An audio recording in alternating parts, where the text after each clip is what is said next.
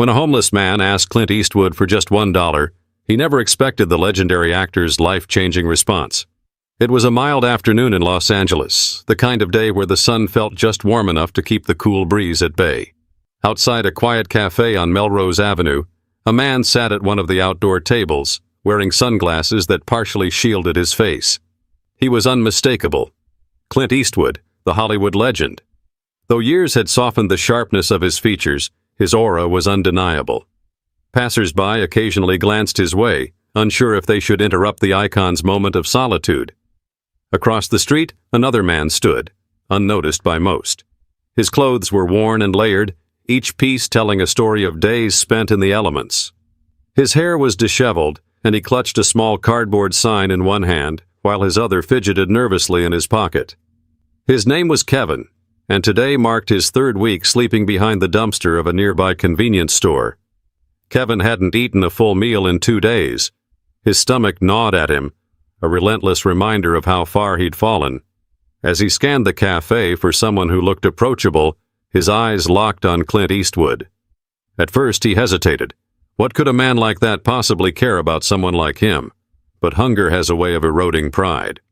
Taking a deep breath, Kevin crossed the street, each step heavier than the last. His voice was almost inaudible as he approached the actor's table. "Sir, can you spare $1?" Clint looked up slowly, removing his sunglasses. His expression was unreadable, and for a moment Kevin wondered if he'd made a mistake. But then Clint leaned back in his chair, studying Kevin as if trying to piece together a puzzle. The seconds stretched on, and Kevin's anxiety grew. He was ready to apologize and walk away when Clint finally spoke. $1, huh?" he said, his tone neutral. Then, with a hint of a smile, he added, "Sit down, let's talk." But Kevin had no idea what he just set into motion. Kevin hesitated. The invitation felt surreal, almost like a scene out of one of those movies he used to watch when life was simpler. Sit down? With Clint Eastwood? He scanned Clint's face for a sign that this wasn't a cruel joke. But there was no malice there, just a calm curiosity that made him feel both exposed and oddly comforted. With a quiet, "Thank you," Kevin eased into the chair across from Clint. His hands trembled slightly as he placed the cardboard sign on the table, angling it so it wouldn't catch too much attention. He could feel the weight of Clint's gaze, but it wasn't judgmental. It was curious, like someone who wanted to know the story behind the layers of dirt and despair. Kevin wasn't used to this. Most people avoided eye contact or threw him loose change without a second thought. Nobody wanted to hear his story anymore. But sitting here, under the steady gaze of someone he never imagined meeting, the words started to spill out before he could stop them. I'm sorry if I bothered you," Kevin stammered, his voice raw. I don't like asking. I've been trying to find work, but it's hard. Harder than I thought it'd be." He glanced down at his hands, ashamed of how desperate he sounded. Clint didn't interrupt. He just listened, which was more than most had done in years. Kevin took a deep breath and continued. "The dam breaking. I was a contractor, you know. Had a crew, steady work. Then the recession hit and the jobs dried up. It didn't take long for the savings to run out. Then came the late notices, and after that..." He paused, swallowing hard. "Well, you can guess the rest." He tried to laugh, but it came out bitter and hollow. "Funny, right? I spent my whole life building other people's homes, and now I can't even keep a roof over my own head." Clint's face remained calm, but his eyes softened. Kevin could feel the shame creeping in again, and he tried to steer the conversation away from himself. "I know you probably get asked for things all the time. I don't mean to be another guy with a handout. I don't know what else to do anymore." But Clint wasn't the kind of man to brush off a story like that. He had a response Kevin never saw coming. Clint leaned forward, resting his elbows on the table, his hands clasped loosely. The air between them felt heavier, quieter, as if the world had slowed down just for this conversation. Kevin could feel his pulse quicken. He half expected Clint to hand him a couple of bucks and politely dismiss him as others had done before. But instead, Clint asked a question Kevin wasn't prepared for. What's your name? Kevin blinked, caught off guard by the simplicity of the question. Kevin, he muttered, his voice barely above a whisper. Clint nodded slowly, letting the name settle. Kevin, he repeated, as if testing how it felt on his tongue. Then, after a pause, he said, You know, Kevin, I've played a lot of characters in my life. Cowboys, soldiers, detectives. And one thing I've learned is that every one of them had a story. Good, bad, ugly, it didn't matter. What mattered was how they chose to carry it. So, tell me this. What's the next chapter of your story? Kevin stared at Clint, unsure if he was serious. The next chapter? He echoed, his voice tinged with disbelief. Yeah, Clint said, leaning back. You're still here, aren't you? Breathing, talking, asking for $1. That means your story isn't over yet. So, what's the next chapter? Kevin felt a lump rise in his throat. He didn't have an answer. The truth was, he hadn't thought that far ahead in a long time. Survival didn't leave much room for long-term planning. I don't know, Kevin admitted finally. I guess I just want to make it through the day. Clint's eyes narrowed, not in anger, but in thought. That's not a chapter, Kevin. That's a sentence. You need a chapter, a real one. Something you can build on. Kevin felt an odd mix of frustration and curiosity. He wanted to ask Clint what he knew about struggle, but he held his tongue. There was something about the way Clint spoke, like he wasn't just throwing out cliches but genuinely wanted Kevin to think.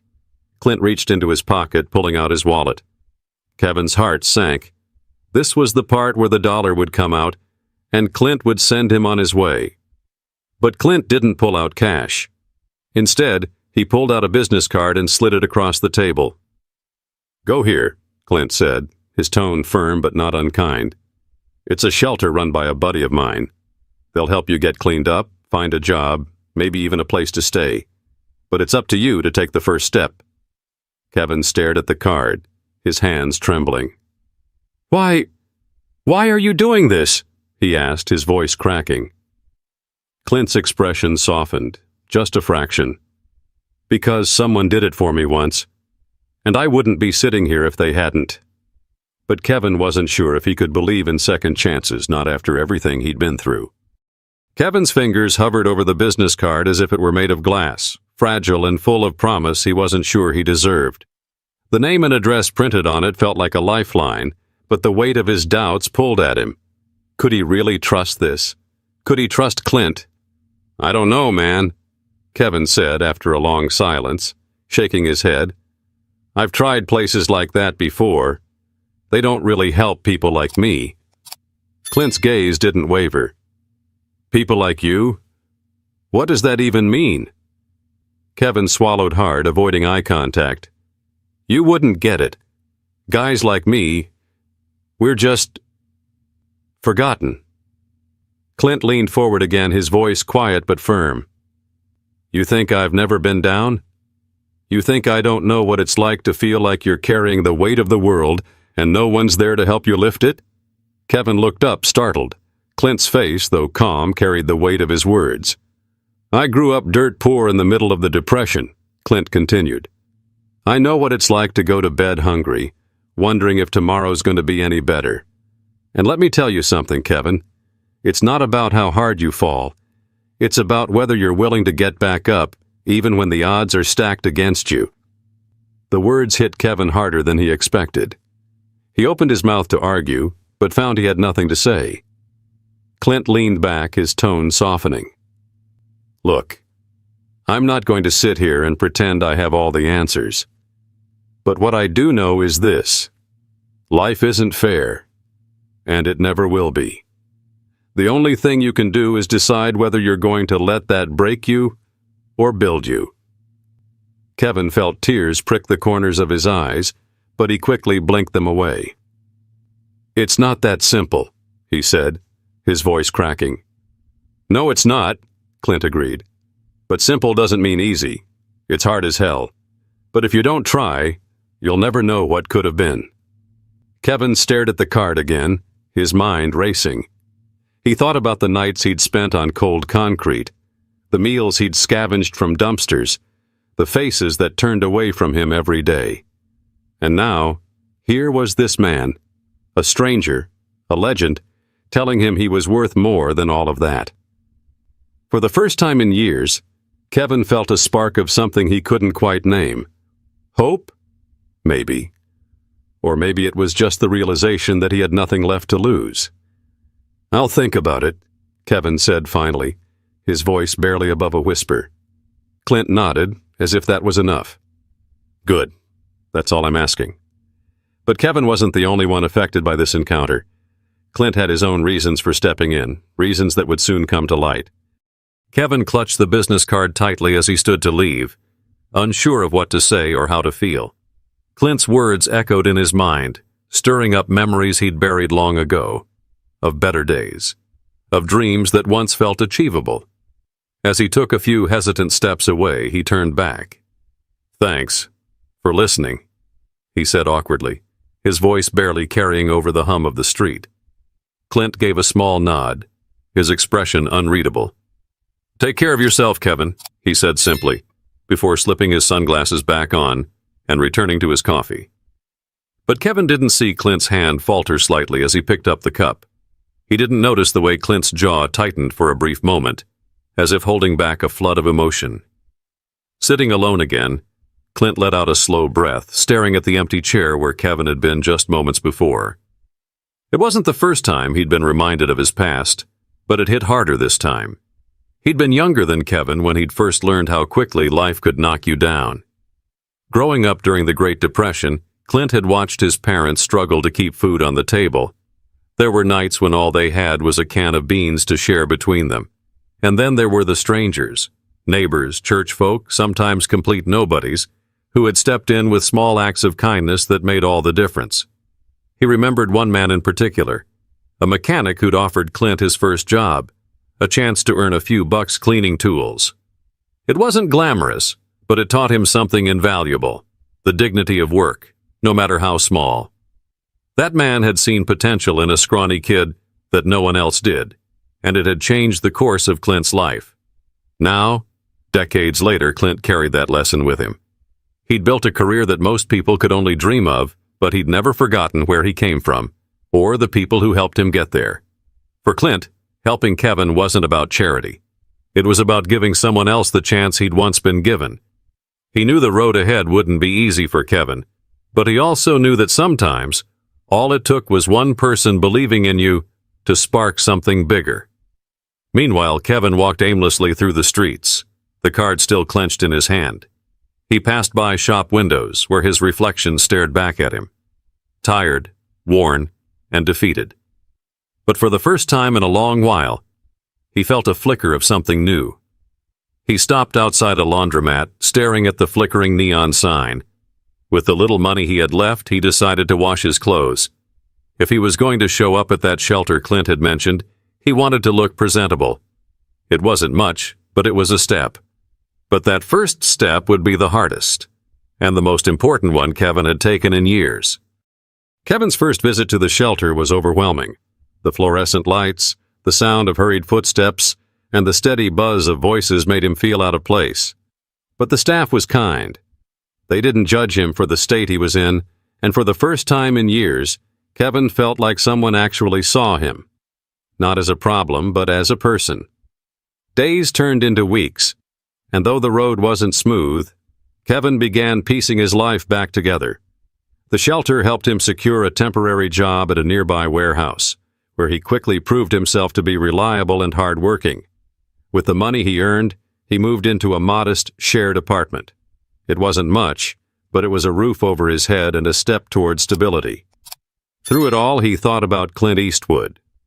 He'd kept the business card, now worn and creased, as a reminder of the moment that changed everything. One night, after a particularly long shift, Kevin sat down and wrote Clint a letter. He thanked him for the kindness he'd shown that day at the café and told him about the progress he'd made. Kevin didn't expect a response, but writing the letter felt like closure, a way to acknowledge the man who had given him a second chance. Months later, Clint received the letter. Sitting in his quiet office, he read it carefully, a faint smile tugging at the corners of his mouth. He folded the letter neatly and placed it in a drawer where he kept other mementos from his life.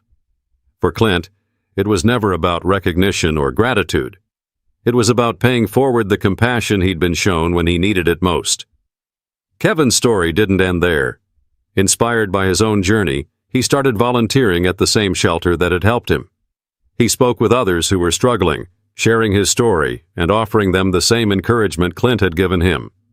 Slowly but surely, he became a symbol of resilience and hope within his community. The café on Melrose Avenue remained a quiet backdrop for countless passers-by, unaware of the life-changing conversation that had taken place there. But for Kevin and Clint, it would always be more than just a meeting. It was a moment that proved the power of human connection, a simple gesture that rippled outward in ways neither of them could have predicted.